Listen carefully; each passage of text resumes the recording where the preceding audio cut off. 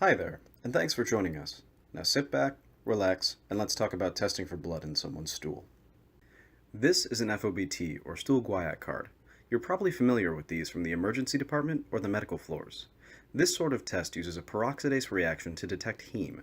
There's also another test you may know called the fecal immunochemical test, or FIT test. This test is more sensitive as it detects human globin. However, because globin is digested as it goes through the GI tract, it does not detect upper GI bleeds. Rather, only lower bleeds. For similar reasons, these tests should never be used in a case of gastric emesis.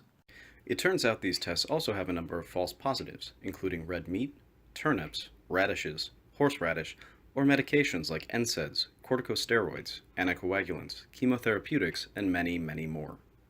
Both of these tests are frequently used in the inpatient setting, but did you know that the American Gastroenterological Association and current literature only support their use in screening for colorectal cancer or when working up iron deficiency anemia?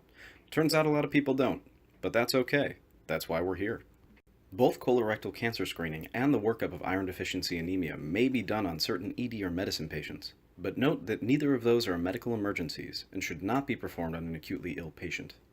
Instead, a thorough history and physical examination should be performed. This includes a rectal exam. Flex that digit because we're about to dive in. A rectal exam can tell you a lot about a patient, particularly one you suspect of having a gastrointestinal bleed. A good rectal exam can tell you if there are any masses or polyps, pesky hemorrhoids, and most importantly, the color of your patient's stool. Black stool, or melena, usually signifies an upper GI bleed. Rust-colored stool generally signifies a lower bleed. Frank blood can be a brisk upper or lower bleed, and brown stool means you may have to search elsewhere for a suspected site of blood loss in your patient.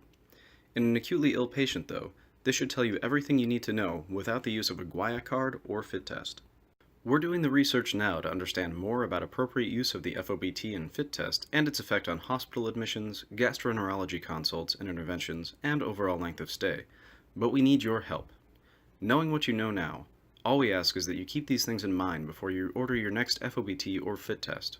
We'll follow the numbers from here. Thank you for your time, and happy digging!